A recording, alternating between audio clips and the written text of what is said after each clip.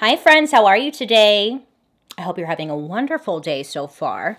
My name is Baileysarian and today is Monday, which means it's Murder, Mystery, and Makeup Monday. Shana shana shana shana shana shana shana shana. If you are new here, hi, my name is Baileysarian and on Mondays I sit down and I talk about a true crime story that's been heavy on my noggin, and I do my makeup at the same time. If you're interested in true crime and you like makeup, I would highly suggest you hit that subscribe button because I'm here for you on Mondays. Last week, we talked about the Mollis farm. Do you remember? Oh my gosh, you guys. I'm glad I wasn't the only one who was thinking what I was thinking, you know? Like it was just kind of... It wasn't adding up. It wasn't making sense. But so many of you guys had some really good theories in the comment section. And then I was like, oh dear. So now what? I don't know. I will keep you updated if there's any updates on that one. Yeah. Shit, man. I don't know. Before we jump into today's story, we do have a sponsor. So let's skadoodle right into that. Today's murder, mystery, and makeup is brought to you by Huda Killer. Woo! I love Huda Killer. Some of you may be familiar with my love for Huda Killer. Over here, you know, I've talked about it a handful of times, but if you are not, well, Huda Killer is a mystery subscription box that is one of the most fun and unique games I've ever played. Now, your help is needed in an investigation so you can hone your detective skills right from the comfort of your own couch. That's right. Whether it's date night or game night, Huda Killer brings people together by challenging them to decode ciphers, examine clues, and solve puzzles. It's like an escape room delivered right to your door. Huda Killer isn't just about solving a murder. Nay, nay. This game tells an immersive story. You'll learn about the backstories for each of the suspects, their complicated relationships to the victim, and watch everything unfold as you complete each episode or box. Plus, part of the proceeds for every box goes to the Cold Case Foundation, which is an organization that is dedicated to helping with real-life cold cases. Amazing, right? I personally look forward to my Huda Killer box every month. It's just fun to try and solve the mystery and practice my detective skills that I think I have. Turns out that I actually kind of suck at it. But hey, at least it's a game and not like real life, you know? Because that would suck. Oh, it's a real hoot. It's just something to change up the games you may already play or, you know, just get away from the screen. Everything has to do with a screen, am I right? TV, phones, computers, blah, blah, blah. It's just nice, okay? Get away from the screen. Okay, if you're looking for a new game to play, give Huda Killer a try. Right now, you can go to hudakiller.com/Sarian and use code Sarian for 20% off your first box. Again, make sure to use code Sarian for a 20% off discount and see if you have what it takes to Huda Killer. Yeah. A big thank you to Huda Killer for partnering with me on today's video, but most of all, a big thank you to you guys because without you, I wouldn't be here right now. Yeah, I wouldn't. So thank you.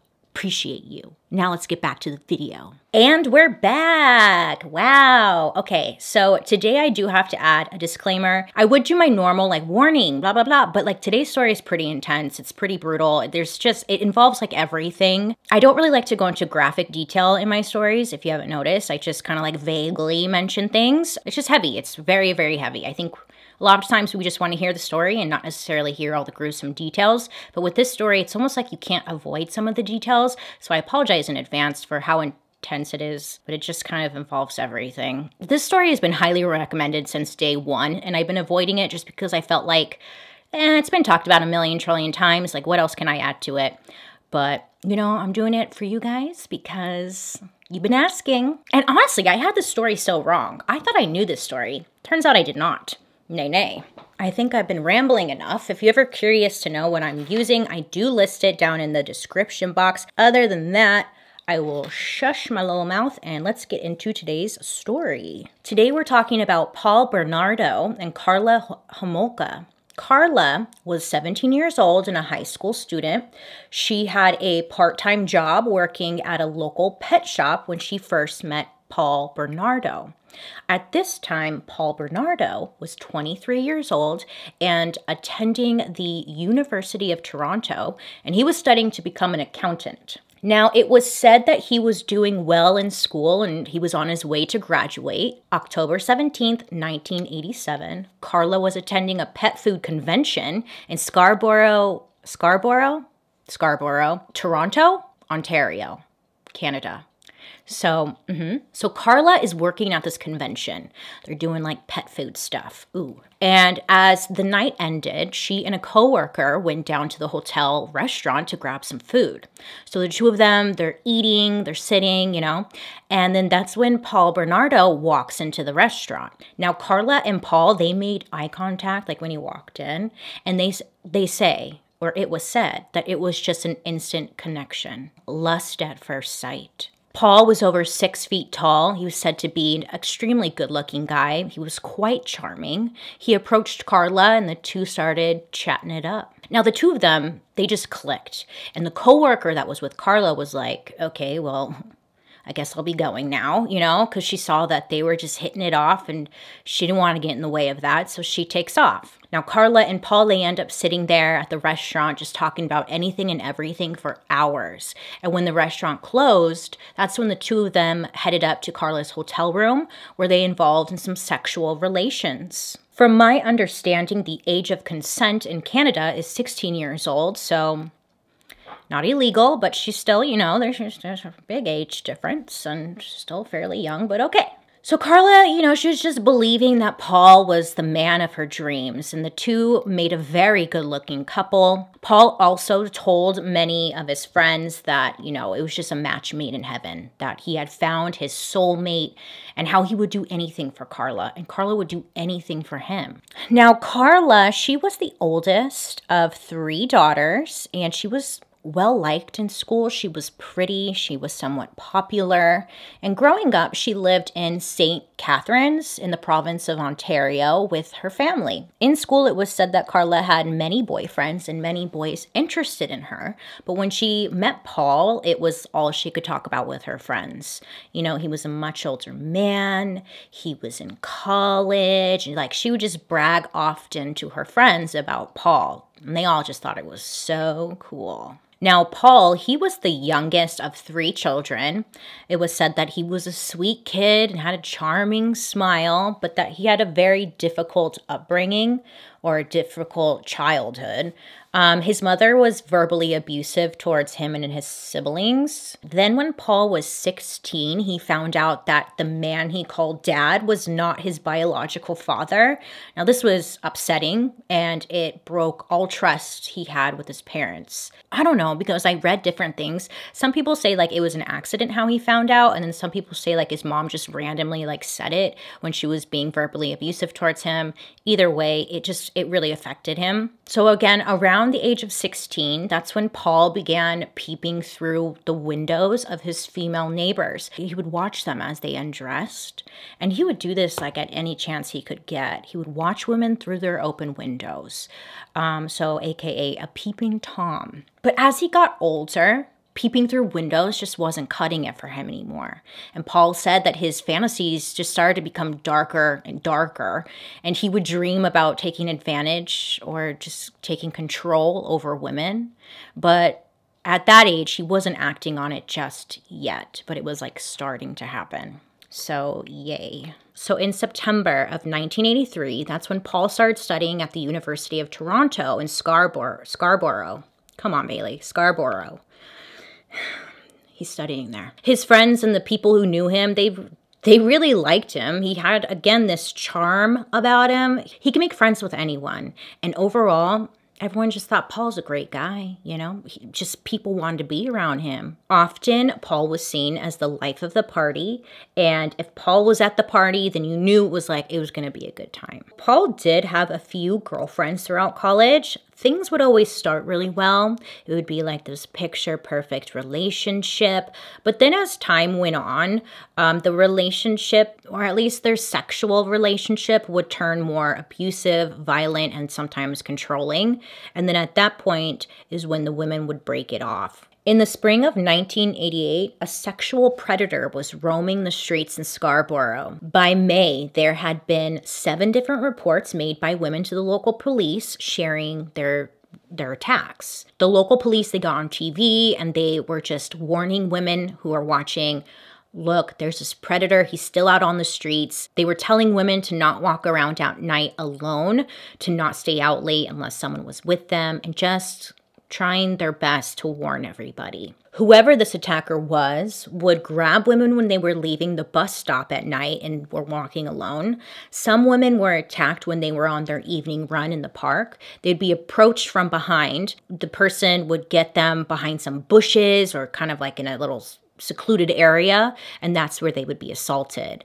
His victims were forced to perform oral intercourse, sodomy, and were sometimes beaten afterwards. It was pretty intense and pretty freaking scary. The first reports that were made about this predator were just, not that this is like not as bad, it's still bad, but it was just about a man groping the victims. But then after about a year went by with still no suspect in custody, the attacks turned more violent. The media gave this person the name the Scarborough Rapist. Everybody in the city was just on high alert. Many statements were made from witnesses and the victims, but the police could not seem to get an accurate description of who this person was because the women had been attacked from behind. They really didn't get a clear shot of their attacker's face. All that they could tell was that whoever this guy was a guy, for starters. He was young, he was good looking, and he had light-colored hair. So that didn't really narrow it down too much, but that's what they had to work with. Now, as time went on, police were able to collect about 100 different DNA samples from potential suspects, but so far, like, nothing was a match. That's when the Toronto police had called in an FBI profiler to help create a profile of who this guy was. So the profiler analyzed the police reports and was able to link 4 more attacks to the Scarborough Rapist. I'm so sorry I keep butchering this name. I'm trying my best. But they linked 4 more attacks to this person, which brought the total to 11 victims. So the FBI analysts determined that the attacks were anger-based and sadistic in nature, which was like a rare combination. But whoever this person was very dangerous. Now, the profiler, they felt that this was a high-functioning, intelligent, psychopathic, sexually sadistic offender, and they believed that whoever it was lived in the area, most likely in a family household, had to be in their early 20s, and had to have violent relationships with women. So again, when Paul and Karla first met in the fall of 1987, there had already been 3 attacks linked to the Scarborough Rapist. Now, Karla, she never suspected Paul could be the one linked to these crimes because their relationship seemed picture perfect. Paul would show up with flowers, and he would do this pretty often. He would give her gifts at every chance he could, and he just treated her really well, always thinking of Karla and just expressing how he wanted to just be with her forever and take care of her. Their relationship seemed to move quickly, but they were infatuated with one another and they just couldn't keep their hands off of each other. So they had been dating for over 18 months, and Paul would drive over 80 miles to St. Catharines to visit Karla several times a week. Now, Karla's family, they loved Paul. It was said that they loved Paul. They thought he was a great catch. He was well educated. He was handsome. His life was on the right track. They didn't mind the age difference between the two. They just thought he was great. That sucks. This is a side note. I think a lot of us have this image of what we think these awful people look like, right? We just think of these monsters, these atrocious beings, right? Like, ugh. But we need to get out of our heads that these sickos look like monsters. They don't look like monsters. They're attractive, normal, you would never guess type of people. So, yeah, I don't know what to do with that information, though, because it sounded like there was no red flags with this guy.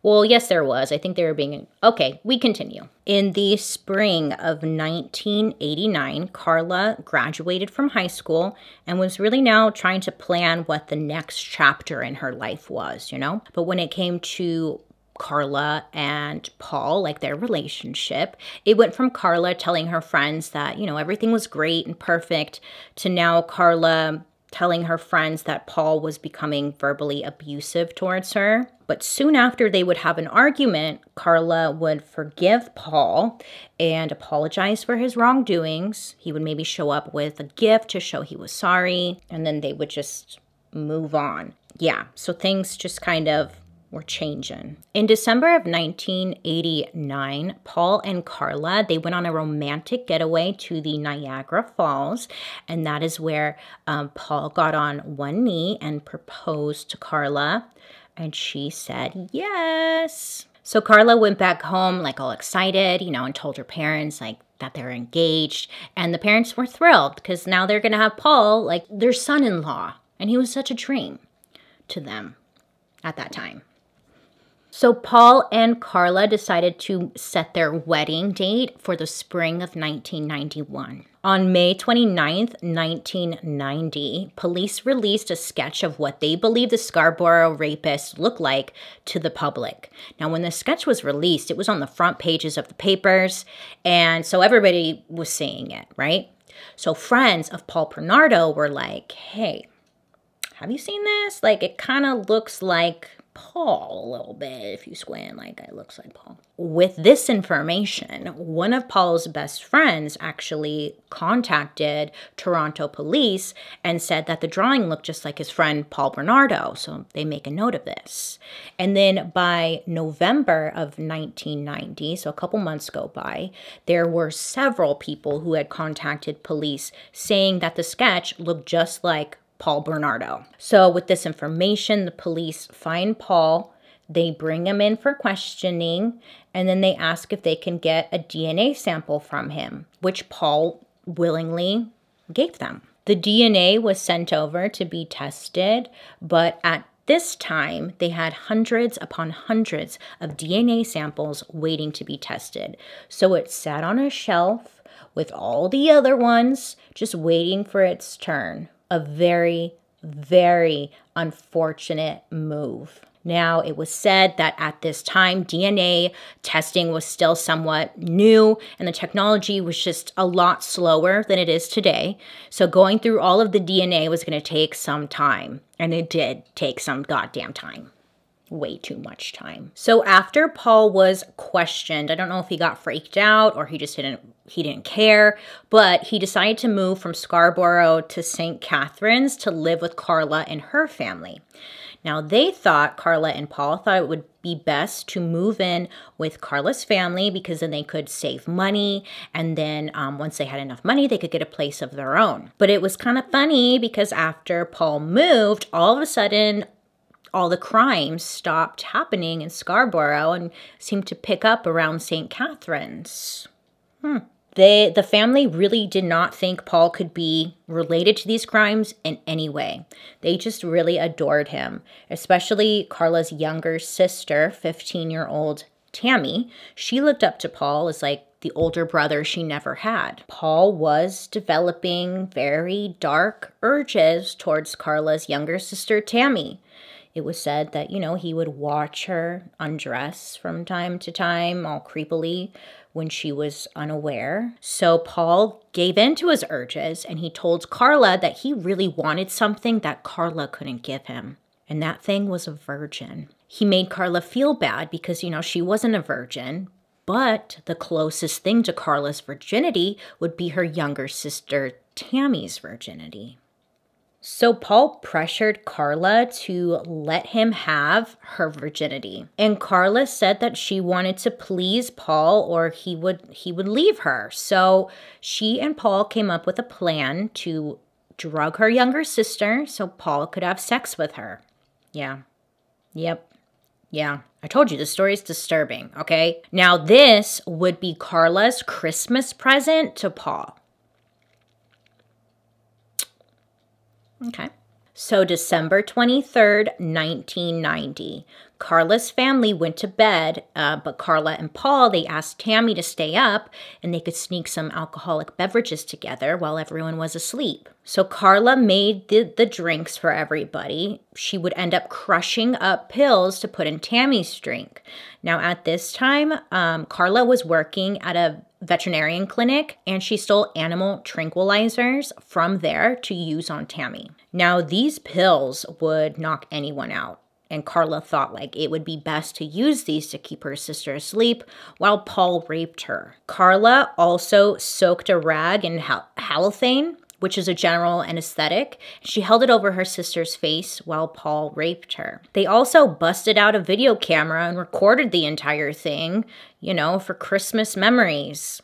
Sick. Now, when Paul was done, he told Karla, it's your turn to assault your sister, which she did, and they also recorded on tape. Now, soon after, Tammy began to vomit and she started to choke. So Paul and Karla, they're kind of freaking out. They quickly dress her, they hide the camera, and then they call an ambulance. So when the paramedics arrive, Paul and Karla told them that they tried to revive Tammy after she passed out from drinking, but like, they don't know. Tammy ended up being taken to the hospital where she was later pronounced dead.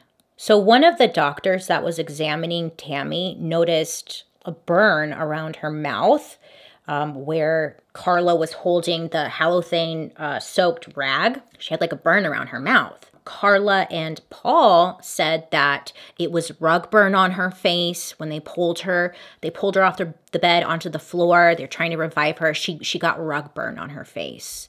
And like that was a good enough answer for them. It was concluded that Tammy died of natural causes. At 15, she died of natural causes. So that makes sense.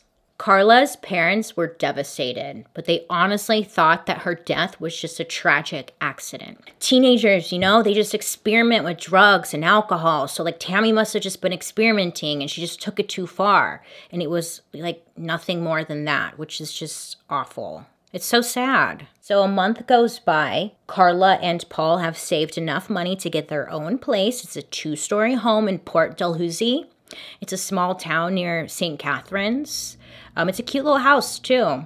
Well, it's since been knocked down, but it was a cute house that they just ruined. So when the two moved into their own place, it's said that's when Paul's abuse really went up a notch. He would jokingly tell Karla that he was a Scarborough rapist and went from just being verbally abusive, which is still awful, to now physically abusive towards Karla. Now, when Karla would tell Paul that she was leaving him or she wanted to leave, he would threaten her, saying that he was going to go to police and tell them about her involvements in Tammy's death. You know, and he had the videotapes to prove it. So if he was going to go down, she was going to go down too. Karla said that she felt like she really couldn't leave. June 15th, 1991. 2 weeks before Karla and Paul's wedding. Paul came home with a surprise for Karla. Now you would think like flowers or something, but no, of course not. Paul came home with a 14-year-old girl named Leslie Mahaffey. Paul said that Leslie was in her own backyard and he pulled up in his car. He offered the girl a cigarette, which was back in his car. And when she approached the car, she got in and then he kidnapped her. Karla and Paul ended up holding her captive in their home, assaulting her repeatedly, all while recording the attacks on videotape. So after holding her captive for about 24 hours, the couple ended up strangling her, then dismembering her body. They took different parts of her body and they like mixed it in with concrete blocks. Then they dumped it into the local lake, Lake Gibson. They dumped it in there. On July 29th, 1991, Karla and Paul, that's when they got married in a ceremony with over 100 friends and family around to celebrate their special day. But on that very same day, a fisherman came across some of the body parts of the 14-year-old victim, Leslie Mahaffey, in the lake. It was all over the news. People were just like, in the community, were just horrified. Like, it is like such a brutal, what the heck? So it was just everywhere. So over the next year, police looked for any clues into who the teenager's killer could be. And that's when they brought in the same FBI profiler from the Scarborough rapist case. Now, at the time, the FBI profiler, he said he had no reason to connect the two cases, which sounds absolutely ridiculous, but he didn't. So there was no connection being made between the two. And they didn't really have any leads either. So time went on and, you know, Paul and Karla's life continued as newlyweds. But of course, like, Paul was just probably, I don't really know because, you know, I don't know, but I'm assuming he was probably getting cocky because he's like getting away with this and he's just wanting more. He's wanting more because he feels like he can get away with it because he is getting away with it. So Paul asked Karla to get in touch with some of her sister Tammy's best friends. He was like, hey, get them on the phone, invite them over, have them come over to the house where then we can drug them the same way that we did to Tammy. So over the next year, Karla actually was able to get several young women to go over to, not even young women, young girls to come over to the home and hang out where they would then drug and sexually assault them. Now, these victims would survive their attacks. They would wake up the next day having no memory of the night before or of the assaults. Some of these attacks were also caught on videotape, or they videotaped it, and it was kept in Paul's growing collection. April 16th, 1992, Paul and Karla went on a drive on an afternoon cruise, but only with the intention of bringing home a new sex slave to keep. That's when they spotted 15-year-old Kristen French. She was walking home from school. They drive past her and they pull into a church parking lot, like it was a little ways ahead of her. And then they were just waiting for her to walk by. Karla was sitting in the passenger seat and she called out to Kristen asking like, hey, can you help us with directions? Because like we're lost. And Karla was holding a map, so it seemed legit. She walks up to the car, and then that's when Kristen was shoved into the car, and then the couple drove off, heading back to their house. Now, it wasn't long until Kristen was reported missing, and then many witnesses came forward saying that they saw Kristen in the church parking lot. She was talking to a car that had two people inside of it. The witnesses also reported seeing them drive away in a beige Camaro. So now that they had a description of the car, police started searching heavily for a beige Camaro. Now, there were tons of billboards put up or posted around saying, have you seen this car? Have you seen this car? And then on the billboard, there was a picture of the beige Camaro. But what they didn't know was that the eyewitness reports were actually incorrect. Paul actually drove a gold-colored Nissan, not a Camaro. I could see the confusion, how that could happen, but it still wasted a lot of time because they were looking for a beige Camaro, and, you know, it wasn't a Camaro, it was a Nissan. So the media started linking the disappearance of Kristen French to the murder of Leslie Mahaffey. They were just like, hey, these things got to be linked, right? Now, the FBI profiler, I'm laughing because, like... You just think he would have made this connection, but he didn't. The FBI profiler described the suspect as being a white male in their late 20s, probably had a history of sexually violent crimes, a history of domestic violence, someone who was most likely violent in their personal relationships. Kind of like the Scarborough rapist, but still, no connection was being made. Paul and Karla ended up keeping Kristen French for several days. They videotaped her assaults just to add to their growing collection. And then when Paul was satisfied, that's when they strangled and they killed her. On April 30th, 1992, Kristen's body was found more than 30 miles away in Burlington, and it was left in a ditch not far from the local cemetery. Just all around awful. And then in January of 1993, Paul ended up beating Karla up like so bad to the point that she went to the local emergency room to receive treatment. Paul had attacked her with a torch, and he ended up giving her two really bad like black eyes, a broken rib, and severe bruising. After 2 years of marriage, it was at this point that Karla decided to leave Paul. Now, around this same time, finally, Paul's DNA was being submitted and tested for the Scarborough rapist case. His DNA was positively identified as the man responsible for these attacks. So police finally are connecting the two. The murders in St. Catharines, they finally had their person. So before going straight to Paul, police actually, they reached out to Karla and they wanted to like create a wedge in the relationship, knowing that they could probably get more information from Karla. Now, Karla thought that she was being called into to be questioned about the domestic assault. But after the interview with police, Karla went back to her family home and she ended up breaking down. She confessed to everything. Karla was afraid that the police, they already knew what she was involved with, or at least the police were close to uncovering the truth. And she wanted to tell her parents before, you know, shit hit the fan.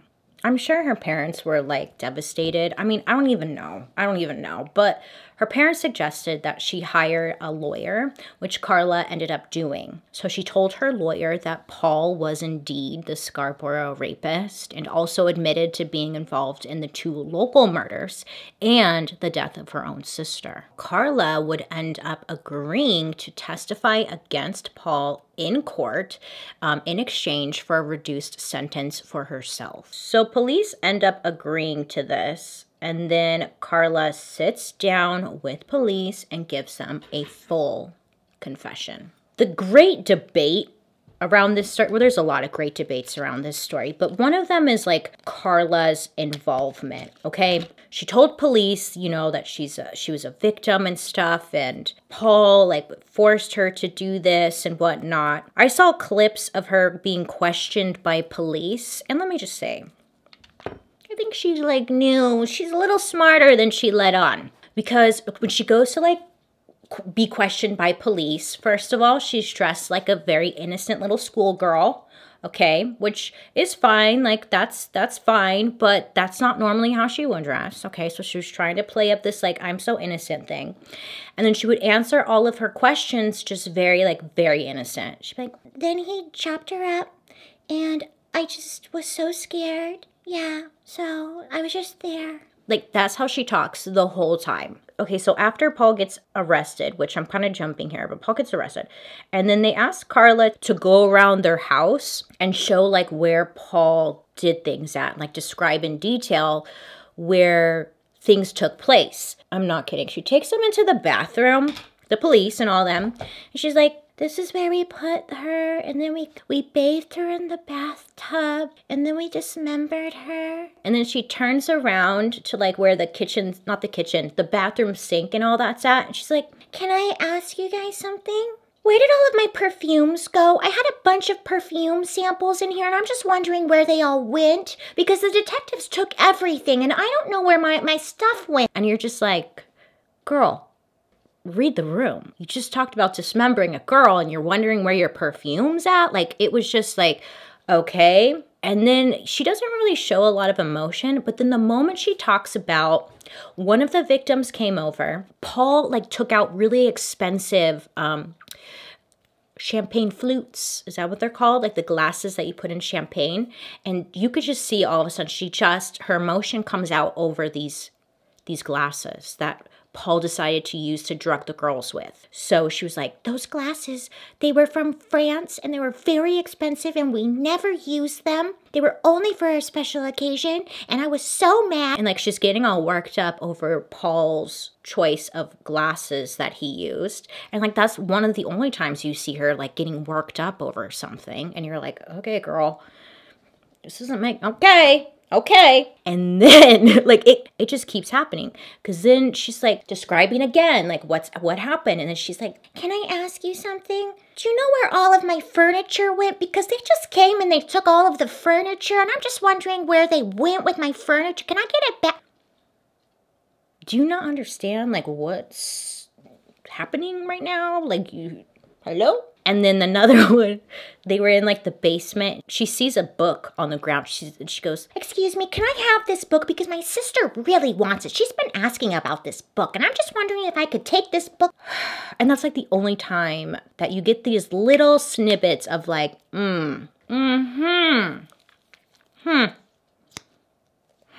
So Karla kept telling police that Paul forced her to participate in all of the attacks against her will. Karla also told police that there were videotapes in the house that would have everything they needed because everything was recorded. So she's like, you have to get those tapes, they're in the house. On February 17th, 1993, that's when Paul Bernardo was arrested. They began searching the home, their goal being to find those tapes because that was going to be their smoking gun. They would end up spending 71 days searching the home, but the police could not locate these videotapes, which Karla claimed showed the attacks. Now, without these tapes, they had no direct evidence that linked Paul to the crimes. So they arranged the plea agreement with Karla because they're heavily relying on her to give her testimony. That's what's going to put Paul behind bars. And in exchange, Karla would receive a reduced sentence for her involvement, which this deal was kept secret from the public, and that caused a whole upset. On June 28th, 1993, Karla appeared in court for her involvement with the crimes, and the court put a publication ban on her trial, which was very unlikely of the courts to do. This caused a huge upset with the media, and the public was angered because their right to know was being denied. And like, this was a really, really big case. So people are just trying to figure out what happened. Oh, and by the way, I forgot to mention, like, correct me if I'm wrong here, but from my understanding, it was the US who gave them the title the Ken and Barbie killers, like they would, you know, because of their good looks. Like, oh my God, they're so good looking. How could they be killers?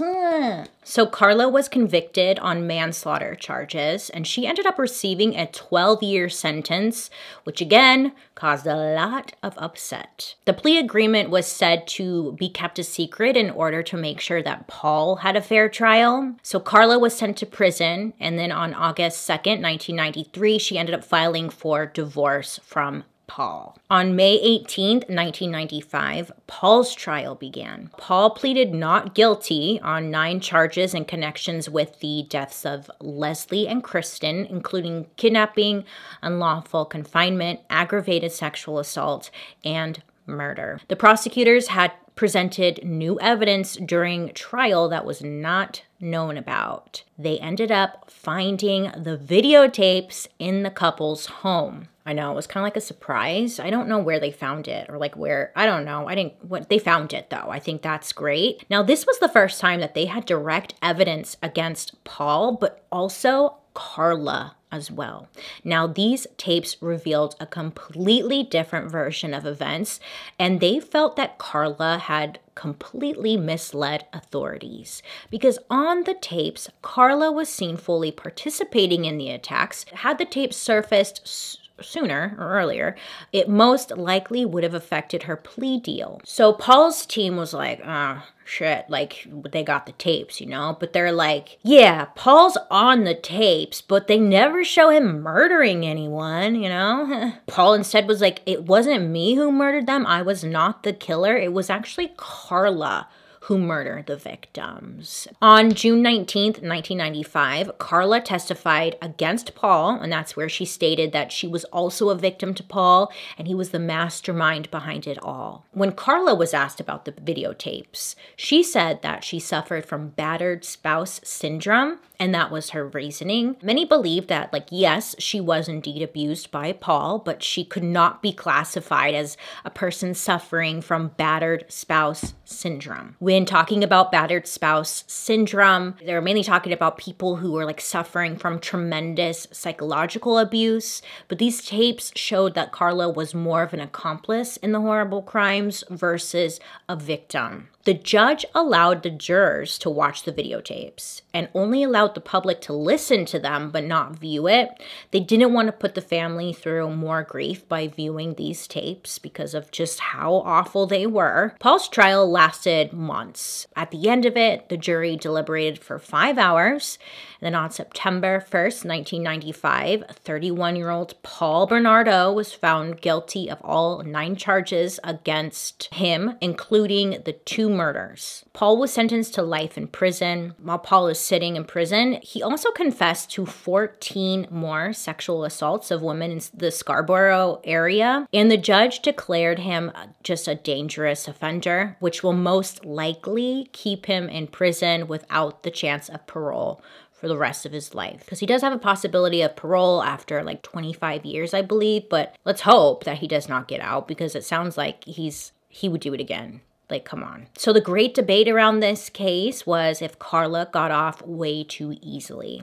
Many believe that Karla was just as sick, if not more sick, than Paul was. Now, whatever was on these tapes showed a completely different side of Karla, but also just a different story. I didn't see them. I don't want to see them, so I didn't look it up. But just based off of what I was hearing from interviews with the police department and stuff and the jurors, it was really bad. Karla seemed thrilled to be there. Do you know what I'm saying? Karla's plea deal became known as one of the worst in Canadian history. The following year, an investigation was done on the investigation into Paul and Karla's case as to why they fell through the cracks and how this could be prevented in the future. I guess since then, they have tried to implement a new system for tracking serial predators, improving communication between police departments, and hoping to never have a case like this go unsolved for as long as it did. So then, on July 4th, 2005, 35-year-old Karla was released from prison, having served just 12 years behind bars. Now, Karla couldn't go back to St. Catharines, okay? She was not welcome there. So instead, she moved to Montreal and started a new life there. Karla said that she still had nightmares about the girls and felt great remorse for what she did. And then she also went to the courts in hopes to get a name change, but she was denied the right to changing her name because she is a public figure. So she wasn't allowed to do that. So over the years, she remarried and she went on to have 3 kids of her own. From what I could find, as of 2020, it was said that she no longer lives with her children or husband. And there was a period of time where she was like a volunteer at a primary school. And like that caused obviously a lot of outrage because she was working with kids or young adults and like nobody did a background check and maybe thought that's not a good fit. It seems like wherever she goes, she's just not welcome anywhere she goes. I mean, for good reason. I personally believe that Karla, yeah, she should have been locked up for a lot longer, okay? And like even, because, okay, so I went to the Museum of Death in Los Angeles and they have their personal photos there on display. You can go there and, oh, it's just, be prepared. You go there and they have all the photos. And this was like before I really even knew much about the case, but this image has been burned into my brain because it's Karla like smiling all big and she's like holding up someone's head. She's like, she just was excited. But yeah, I think she should have spent a lot more time behind bars. I mean, she killed her own damn sister. What the hell? I forgot about that. Yeah, girl, no. No. Out. Go. And that, my friends, is the awful story about Paul Bernardo and Karla Homolka.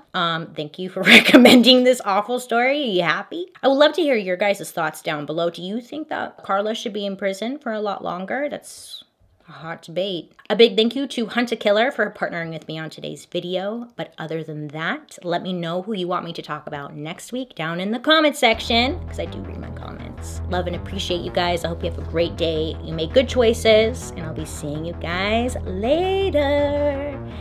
Bye.